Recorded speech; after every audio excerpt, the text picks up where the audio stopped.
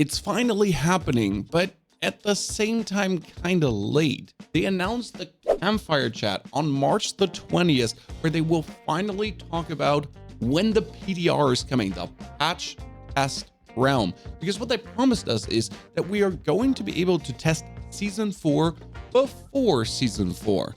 And that for everyone in the BattleNet. You will be able to open it, go for Diablo 4, open this up, and then have here a patch test realm, just like Diablo 3 has. Just to show you how it looks, here's Diablo 3, and then boom, open PTR. And it's going to be an open PTR, not any special invite only thing. Now my issue here is, this is coming on March the 20th, and they're promising to talk about the massive itemization changes coming to Season 4, and we also have details to access our first public test realm in Diablo 4, available to BattleNet users. And it will give us a first taste of the changes of Season 4. And they will listen closely to our feedback. The thing is, the season ends on the 16th of April. On March 20, we get the PTR. That's not even a whole month. And when is the PTR releasing? I mean, unless the patch test realm comes in the same week, it's practically useless. I mean, you'll have to level up a character to level 100. You'll have to play some. And not only for the hardcore players, also for the casual players out there that take some time to experience the new changes. So you'll need at least 20, 30, 40 hours. That takes time. And then you'll need to give the feedback, and they'll need to receive the feedback and act upon the feedback. Oof, that's gonna be tough business for them to integrate or change anything. Right now it feels a little bit more like, let's calm the masses by giving them something, and well, treat it like an echo chamber, because if they're saying it's good, it's good. If they're saying it's bad, well, unlucky. The reason why they put it on the BattleNet is very simple, by the way. The BattleNet, they can update faster than Steam, because as far as I understood it with Steam, if they want to push an update there, they have to schedule that with Steam, give Steam the update, and Steam applies the update, blah. And with the BattleNet, since that is their product, they can literally push hotfixes and whatever they feel like through the BattleNet, because they are directly like accessible for them. Now there's another something hidden in there. We will discuss how affixes, item stats, the Codex of Power, and new in-game systems will change the way how you slay and loot across both seasonal and eternal realms. Very important that this goes into eternal realms as well. So this is changing the game as a whole. And here, when it comes down to affixes, what they big promised us is that affixes like 3 bonus rank gloves don't exist anymore. So that's not, you get a Bone Spear, Blood Surge, Blight glove, or that you get a boots that have 4 stats of resistances. What's kind of happening is that there are systems in place that just simply stop certain items from being there, and they're removing affixes that are completely useless. I would have said Shrine Buff Duration is leaving, but nowadays Shrine Buff Duration is good. Movement speed after killing an elite was completely useless. Nowadays it's good too. So these are 2 affixes that kind of need to stay. Yet though, crowd control duration, slower crowd control duration, more blood orb healing, all these things, put them away. And I'm pretty sure your class has a lot of affixes that you don't want. Drop that in the comments below.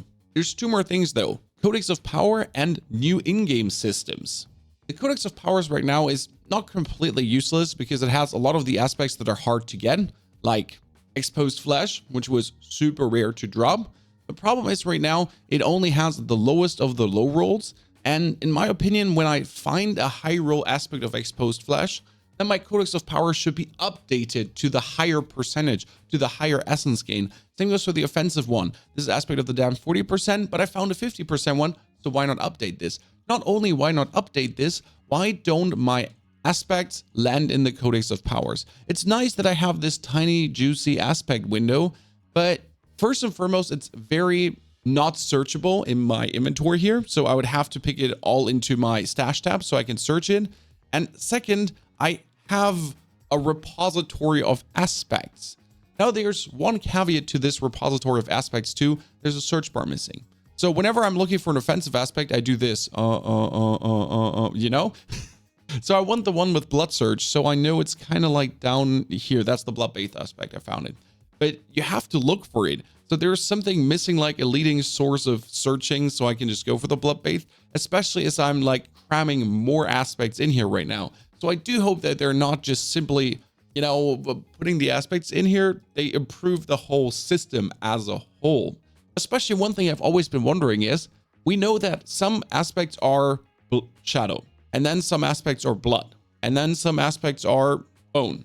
So why isn't the bone one yellow, the shadow one purple, and the bloodbath red? Well, we have the same axe color for everything, and they could have just color coded it relatively easy. For rogue, poison green. For druid, with the lightning storm. For mage, like, we have the main colors, we have the flavor for what we're playing. So that could have been adapted to just make searching way more intuitive. Maybe not for colorblind people. Sorry, colorblind people out there. And the next part is, new in-game systems will change the way you slay and loot. Now, that could say loot filters, because it says new in-game systems in the way how you loot. But I don't think that loot filters will ever come to Diablo. They're more going to work on giving us better loot than loot filters. Especially, we might be getting a lot of loot in this game, but it's not a lot compared to what you get in other games.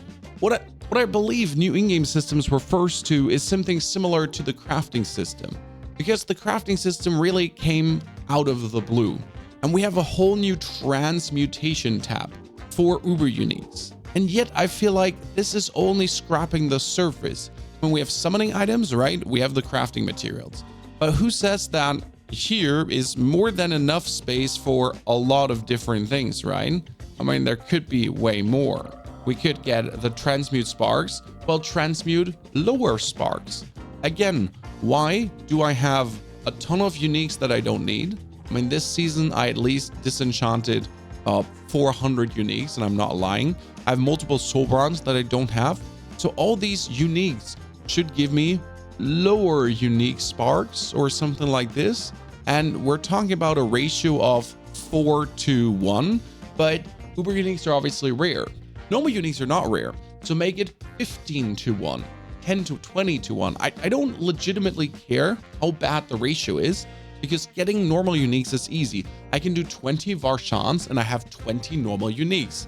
And 20 Varshans is super easy. I can do 20 Grégoires the Galvanic Saints and I have 20 uniques. And then I could make whatever I want. Because right now the biggest problem is that if I want to have a Litless Wall, my shield, the super unique shield for necromancers, I will have to do Lord Zur. And Lord Zur needs me to do Legion events and world bosses. Legion events are boring at some point, and world bosses are annoying. And they only give me 3 materials and 1 material. So I need to do 3 world bosses to do 1 Lord Zur. That means I need to invest 9 hours or wait every 3 hours to get the respective world bosses. And then I can do 1.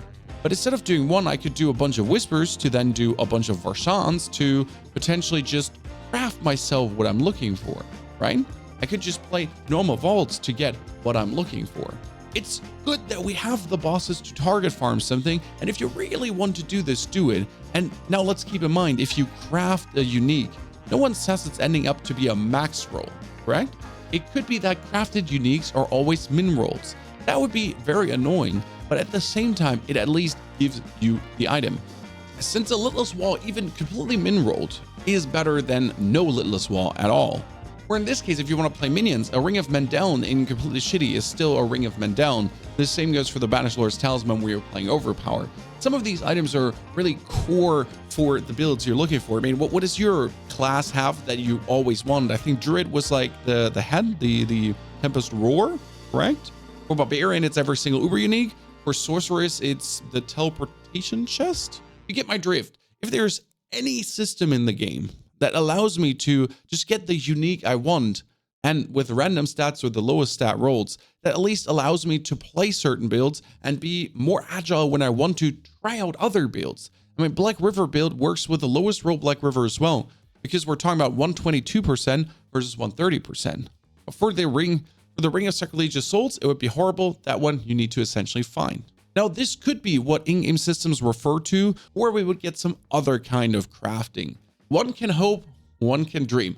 What would you like to see with Season 4? that will either keep playing if you're still playing, or that will make you even return playing. Now, keep in mind, this is only talking about the item changes and everything. We haven't even touched on the seasonal theme. What are we getting? Is it another robot?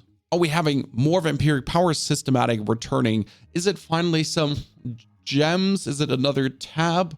Are vaults staying? Because that's my main question. Is this was such a convenience. Can this gate hall thing please stay? Because AO John just came and he's now here. Could this please stay? Because if this goes away, this is where I spent my season. I don't want to leave this spot. Please don't take it away, Blizzard. Ladies and gentlemen, I'm plenty excited for this since I still love Diablo 4. I'm still enjoying it. Yes, last epoch was fun, but Diablo 4 is my number one. Maybe No Rest for the Wicked might take that spot. Now, if you also want to get pumped for Dragon's Dogma, because that's a new game releasing that I'm super excited for, check out my first video on it.